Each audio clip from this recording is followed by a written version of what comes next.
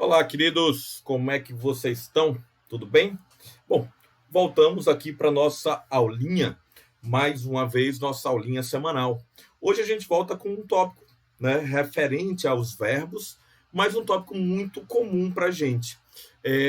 Muito comum por dois motivos. Primeiro, porque as passive voice, a voz passiva, ela costuma aparecer com uma certa frequência para a gente em determinadas provas mais tradicionais, obviamente, né? Esse é um ponto fundamental. O segundo ponto muito importante é porque, além dela ser uma grande fonte para questões tradicionais, né? Ela também é uma fonte muito útil nas nossas interpretações textuais. Por quê? Veremos no decorrer da aula de hoje, tá? Mas vejam só, eu quero falar para vocês inicialmente o que é uma voz passiva, né? Basicamente, quando é que essa voz passiva é utilizada, para que ela serve? Para a gente falar de voz passiva inicialmente, a gente precisa entender alguns conceitos. Primeiro, a gente precisa entender, obviamente, o conceito de sujeito e objeto. Por quê? Porque o sujeito e o objeto eles vão estabelecer essa relação de atividade ou passividade. Vamos lá. Quem pratica a ação? O sujeito. Ou seja, ele está praticando uma ação ativa, ele está praticando, é algo ativo. O objeto, ele sofre a ação. Então, é uma ideia de passividade.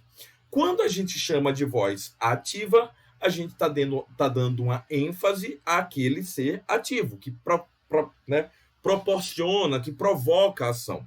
Quando a gente está falando de uma voz passiva, nesse caso, a gente está querendo enfatizar a passividade, no caso, enfatizar o sujeito, o objeto, desculpem, o objeto da oração. Só que, na grande verdade, a voz passiva ela não quer dar ênfase ao objeto da oração. O mais importante da voz passiva é quando você quer, de certa forma, estimular a ação. Você quer dar uma ênfase não a quem praticou, mas em si ao que foi praticado. Né? Mas vamos lá, vamos entender aqui basicamente, né? Para a gente entender a voz passiva, basicamente, a gente precisa entender que ela vai ter uma formação de sujeito, uma formação de objeto. Basicamente, há uma inversão nessa ordem. Olha aqui o que eu tenho para vocês, ó. Shakespeare wrote Hamlet. Quem praticou a ação? Shakespeare. Qual é o verbo, né? O wrote. E quem sofreu a ação? Qual o objeto dessa oração? Exatamente o Hamlet. Então, Shakespeare praticou a ação de escrever o Hamlet, né? Quando eu vou transformar isso na voz passiva, eu faço essa inversão, né? O que seria o sujeito, o que seria o objeto, desculpa, ele passa a fazer papel de sujeito. É muito importante a gente falar isso. Ele não vira o sujeito da oração, obviamente, porque ele não pratica a ação. Mas ele passa a fazer papel de sujeito. Por que é importante eu falar esse papel? Assim como o sujeito da oração, ele passa a fazer o papel de um agente da passiva, certo? Hamlet was written by Shakespeare. Então, veja, por que é importante a gente entender esse aspecto do papel? Porque o Hamlet, se eu fosse trocá-lo aqui por algum pronome, eu trocaria por it, ok? Mas aqui na frase eu também colocaria it. Você não vê diferença nesse caso. Mas, por exemplo, se aqui eu fosse trocar a palavrinha Shakespeare, eu trocaria por he. Por que eu trocaria por he? Porque he é exatamente o pronome pessoal que faz o papel de sujeito. Ok? Ok. Mas na voz passiva, se eu fosse substituir essa palavrinha de Shakespeare aqui, eu já não poderia colocar o he, porque aqui ele faz o papel de objeto. Então, nesse caso, eu teria que colocar o him, ok? Bom, basicamente, para a gente entender, esse é o primeiro papel que a gente tem que entender, essa inversão. O sujeito passa a fazer papel de agente da passiva e o objeto passa a fazer papel de sujeito. Mas vamos lá, para a gente entender sistematicamente, essa é a primeira inversão que a gente faz, né? Como eu coloquei aqui, o objeto da voz torna-se sujeito e o sujeito torna-se o agente da passiva. É importante deixar muito claro que, obrigatoriamente, o agente da passiva ele vai ser seguido, ele vai ser precedido pelo by, certo? Por que tem aqui quando for necessário? Porque a gente vai ver que nem sempre o agente da passiva ele aparece na oração. Por que nem sempre ele aparece? Por dois motivos. Primeiro, ele pode ser completamente dispensável, certo? Você não quer dizer simplesmente quem fez. Por exemplo, se você quer falar que Hamlet was written by Shakespeare. Nesse caso, não é que o Shakespeare seja dispensável, mas é porque o Hamlet, a obra, é mais importante do que o sujeito, né? A obra, o objeto, é mais importante do que o sujeito. Então a gente faz uma inversão. Se eu falo somebody has broken my window, quem quebrou minha janela? Alguém.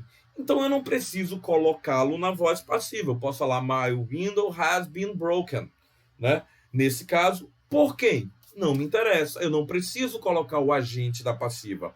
Ele é dispensável. Se eu não sei, ele é dispensável. Agora vem um ponto fundamental para a gente entender.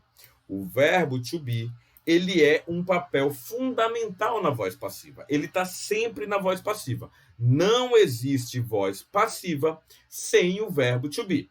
Então, veja só. O verbo to be, como eu já disse, obrigatoriamente na voz passiva. Agora, como é que esse verbo to be vai estar conjugado? Ele vai estar conjugado obrigatoriamente no tempo verbal da voz ativa. E o verbo principal da voz ativa, ele vai ser utilizado sempre no particípio. Então, para a gente entender, obrigatoriamente, teremos uma locução verbal, como eu estou marcando aqui para vocês. Ó. Was written. Uma locução verbal. O verbo principal, ele vai para o particípio. Acabou. Agora, o verbo to be, ele vai aparecer no tempo verbal da oração da voz ativa. Aqui eu tenho ele no simple past. Então, aqui eu vou colocar o passado do verbo to be. Se aqui fosse present perfect, aqui eu colocaria has been, né? Se fosse futuro, eu colocaria will be written. Ou seja, sempre o verbo to be no tempo verbal da voz ativa. Bom, para a gente entender, existe uma possibilidade de termos dois objetos numa mesma oração, né? George teaches biology to Cecília. Ou seja, quem são os objetos aí? Biology ou Cecília. Então, o que é que acontece? Quando a gente vai transformá-lo na voz passiva, eu posso, de certa forma, escolher qualquer um dos dois objetos para a gente colocar no início da frase. É importante deixar claro que você vai transformar esse objeto em sujeito para aquele que você quer dar mais destaque. Se aqui eu coloco biologist talked to Cecilia by George, nesse caso daqui, eu quero dar uma ênfase a biology, a palavra biologia.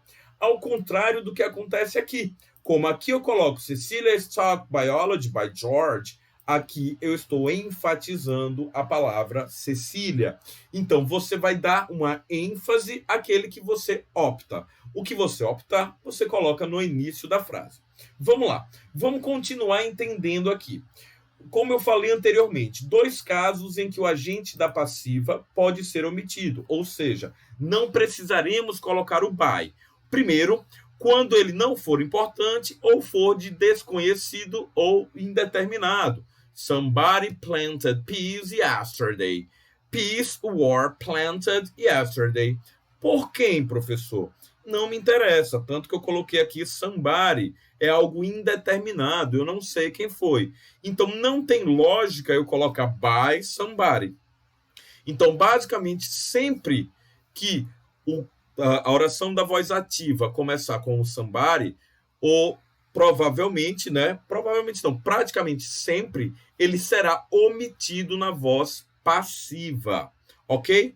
E a segunda situação é quando aquilo for óbvio e você não precisa estar dizendo quem fez aquela ação. Japanese is spoken in Japan.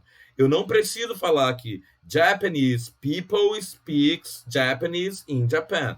Ou seja, the letter was delivered early this morning. Quem entregou a letter, né? No caso, a carta. Quem entregou? Obviamente que os Correios. Então, eu não preciso estar colocando esse tipo de situação, né?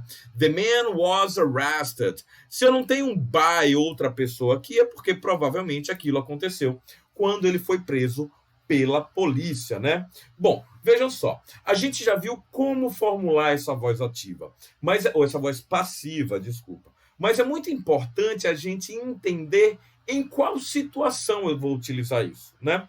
E aqui eu elenquei algumas para vocês. A primeira é quando você, como eu já falei anteriormente, quer enfatizar a ação em detrimento ao sujeito, certo? Alfred raised cows and pigs. Quando eu quero dar uma ênfase, basicamente, ao que ele cria, na verdade, ao objeto da oração, eu vou fazer essa inversão, né? Quando você quer dar uma ênfase maior à ação ou ao objeto. Número 2. Em situações formais, na linguagem jornalística, acadêmica e em descrições técnicas e ou científicas. Esse é exatamente o tópico que eu falei para vocês da importância na nossa interpretação textual. Lembrem, boa parte dos textos que a gente se depara em provas do vestibular de medicina são textos que são textos temáticos. Então, são textos que são ou jornalísticos, falando sobre a medicina, ou textos descritivos sobre alguma técnica ou alguma pesquisa. Por isso, é muito importante a gente entender isso aqui. Na maioria das vezes, isso vai ser colocado na voz passiva, porque o sujeito pode ser já o researchers, pesquisadores, doctors, enfim, ele entra naquela lógica de ser algo meio óbvio. Quando o autor quiser destacar por quem aquela ação é praticada, você pode ter a certeza que ela vai estar na voz ativa. E usa-se também a última, não a última, mas uma das últimas situações, basicamente, é quando a gente quer dizer que o sujeito é indefinido. Aquele caso que eu falei para vocês, quando tem somebody, someone, anyone, que a gente não sabe quem é esse sujeito, né? Na língua portuguesa, ele é equivalente ao nosso sujeito indeterminado, né? They play baseball everywhere in the United States. Eu não preciso colocar they play. Eu vou dar uma ênfase ao que é praticado, né? Baseball is played everywhere in the United States. Então, é muito mais comum a gente ver dessa forma. Bom, vejam só. Para finalizar, uma coisa básica. Vocês devem ter percebido que existe uma diferença muito básica. Diferença não. Retiro o que eu disse. Na língua portuguesa e na língua inglesa, a voz passiva ela é muito parecida, né? É uma semelhança básica, não uma diferença, certo? E aí é muito comum chegar nessas horas e os alunos perguntarem, professor, e na voz passiva da língua portuguesa, que a gente tem a voz analítica, a voz sintética, como é que vai ser isso? Na língua inglesa não tem essa diferença. Na língua inglesa vai ser basicamente a mesma coisa, tá? Vai ser basicamente com essas regras e essa situação que eu falei para vocês. Mas vejam só, quando a gente pega um texto aqui, né? O que é que a gente tem que entender basicamente? Orkut was quietly launched on January 2002, né? Find the sentence that is also in the passive voice. A gente precisa achar uma dessas orações que estejam na voz passiva. Então, vamos lá. Quais os critérios que a gente tem? Primeiro, a gente tem critérios básicos que são: nós temos uma inversão entre sujeito e objeto. Obrigatoriamente, o tempo verbal, o verbo vai ser formado por uma locução verbal com o to be, mais o particípio, certo? E, provavelmente, há uma grande chance dessa oração ser finalizada pelo by mais o agente da passiva. Communities have never rejected new members. Quem praticou essa ação? Né? Os membros rejeitaram ou eles foram rejeitados? Quem rejeita? Se communities rejeitam, ele está fazendo o papel de sujeito. Então, o sujeito está no local certo, né? Good ideas took shape at the end of the session. A mesma lógica. O que é que tomou forma no final da sessão? Boas ideias, né? Some communities... e outra coisa. Aqui nós não temos o verbo to be. Então, ele não pode ser considerado uma voz passiva. Some communities have been able to control their growth. A mesma lógica. Aqui nós temos ainda o verbo to be, só que nós não temos um outro verbo no particípio. E aqui existe o sujeito dessa oração.